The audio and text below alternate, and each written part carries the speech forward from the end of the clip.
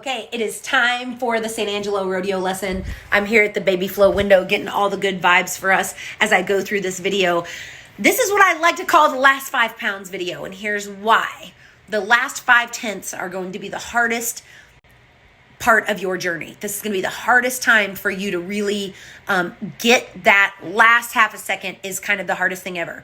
Huge kudos to Cody. She ran 2/10 off me, half a second off sister, and would have made it back to the performances had she not hit a barrel and had to go around it. So just this far off the mark, 1 or 2 places from coming back to the perfs had she left that barrel up. This is a really huge lesson. I can't wait for you to see everything within this lesson and give yourself a little bit of a mental break for that last performances had she not hit a barrel and had to go around it. So just this far off the mark, 1 or 2 places from coming back to the perfs had she left that barrel up. This is a really huge lesson. I can't wait for you to see everything within this lesson and give yourself a little bit of a mental break for that last 5/10 because it's just like the last 5 pounds.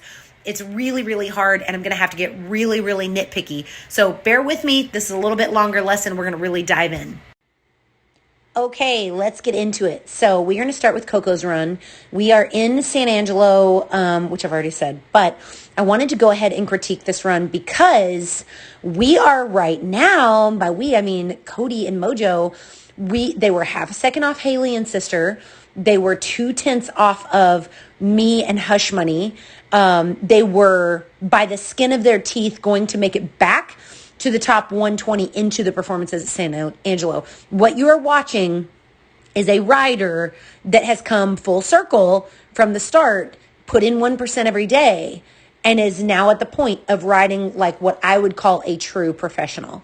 So let's start now. Okay, when we get into these tweaks in this run, now we're going to get really nitpicky. This is the last 5 pounds. Have you ever tried to lose the last 5 pounds? This is the last 5 pounds of trying to lose like weight. It's the equivalent. This is the last 5/10. And it's like, it's crazy. So here, I want you to notice as she crosses the timer. So the timer is here. And I want you to notice that she's using her body to signal the turn. However, she's got tension on the outside rein. Her body is saying turn and her outside rein is for forward motion. So when you kind of tighten that outside rein, you're going to go forward a little bit. You're asking this horse's front feet to keep moving forward. So this is a contradictory statement right here, right at the timer line, so that you know that this is probably not going to be the sharpest turn ever. Great news for Cody because she was still half second off sister. So like, yeah, okay, great mistake. You are failing forward, my girl, failing forward.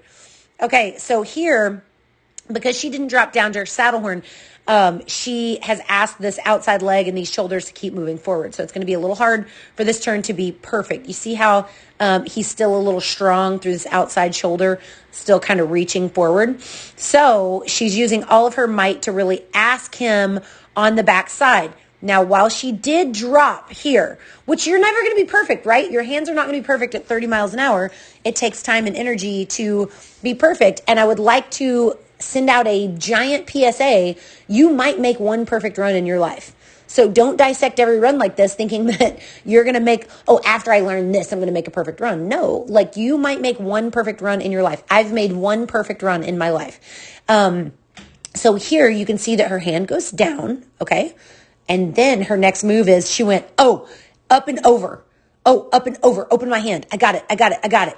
Her eyes are committed down. Her horse is looking forward thinking, I'm going to take this big step out because she's going to ask me for that. And she redirects and says, nope, I want you to stay here for just a second. I want you to see this. Again, we have always seen Coco go here. We've seen her come in close, go to here, step out, fade. Go here and step out, fade. We've always seen this up and then step out, fade. Today, we are seeing this and even some kicking. Okay, so I want you to see here, she gets out of survival mode and into leadership position, and she starts driving across the pin. Now, what's cool, and this is where she got in trouble, but this is what's really cool. So see what happens here. Now she's learned to get eyelashes. What I mean by that is that you can look down the side of your horse's neck and see just a few eyelashes. From here, you'd want to see just a few eyelashes to be super, super correct, right? But when she comes across, she put a little bit of pressure in this outside rein. So you see her horse's eyes are just, again, this last 5 pounds. So I'm being very nitpicky right here so you can see it. But do you see when she changes hands, she tips his nose to the right.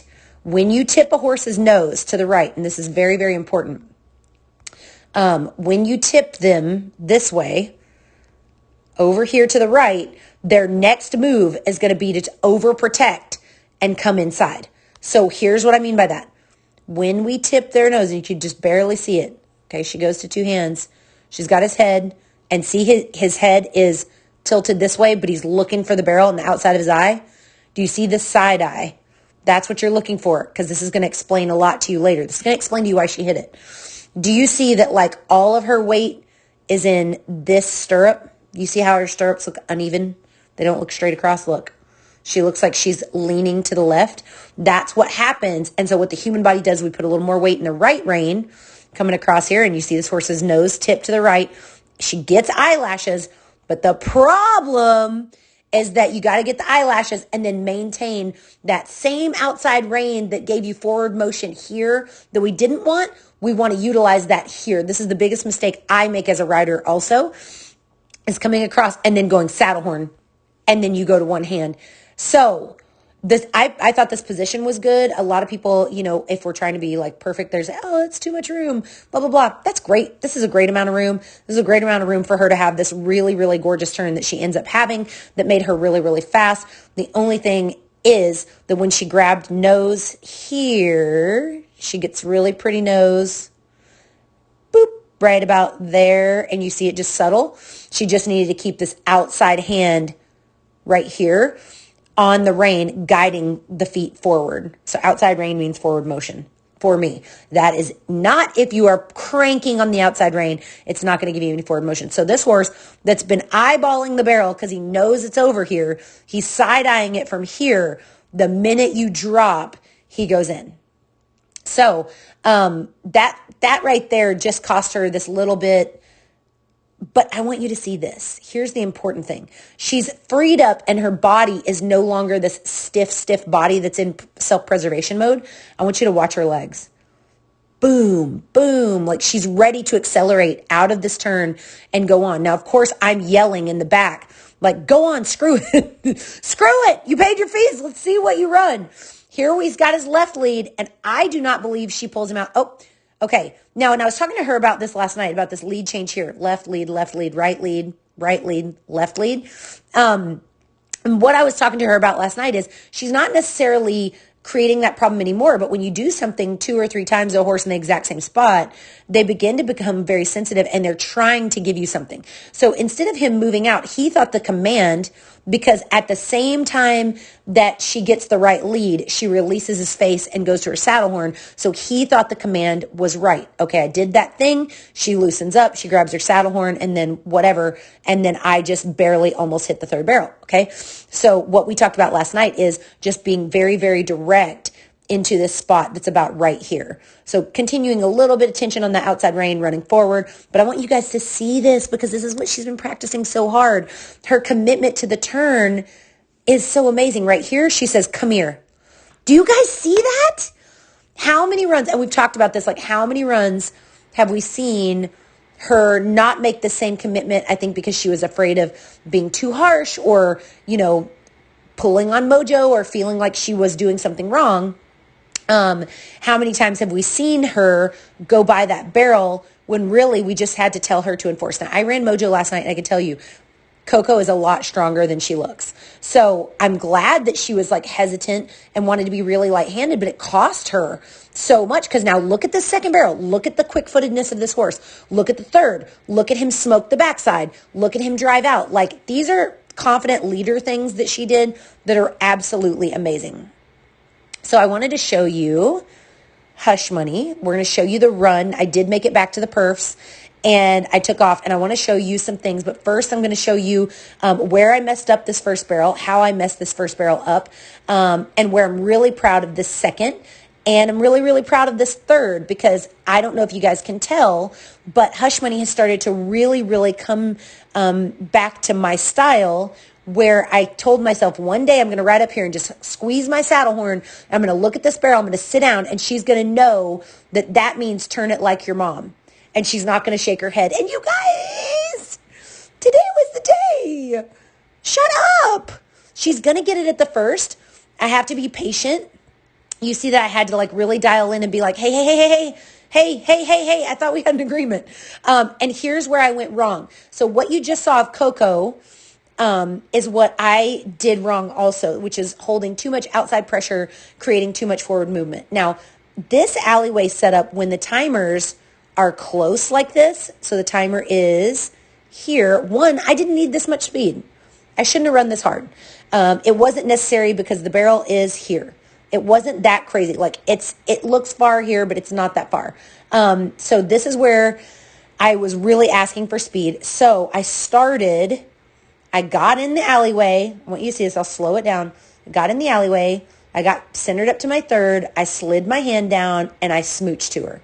That sequence of events. And you see me really asking her for speed and then realizing this is not baby Flo. She feels so much like her that I end up riding her a little bit too far into this first. The best thing you can do when they start shaking their head is drive forward, because that is where I got myself in a jam. I knew, look, I crossed the timer here. Okay, let's look. 1 stride, 1.5 strides. I knew I'd asked for too much speed. Poppy in the video goes, oh, hell, when I did that, because he thought, oh, well, she's totally out of it. Now, one thing that is really cool is when I drive her up into this spot, because I hit a barrel on her in the last run, I asked her for one more step on the backside. It cost me some time. I would like to take some bigger risks in the future, but I just didn't want to hit a barrel here. And riding one-handed up to the third barrel and just praying up to the third has made me a much more effective rider on her and stayed out of her way, because I really wanted to give her the opportunity to run in there and work that barrel without me pulling on her. And I know all the money's on the line. I'm at a 25,000 added rodeo, but I'm not going to have a horse the rest of the year if I keep pulling her into the turn. I have to trust this process. So one day, when I sit down here, she's going to turn the first just like the third. The way I fix it is simply just enter again. I'd like to take a little bit bigger risk than that behind the second, but driving up into the third, I'm able to push her up in there and sit. Now, what Poppy underestimated was this right here. She was able to run 3/10 off a sister, making a really good run. I'm really, really proud of her. And we fixed that stopping problem back here. And I asked her to just come over here and sit while Cody ran. And we had a really, really, really good time just sitting back here and getting relaxed. You found a lot of little nuggets within that.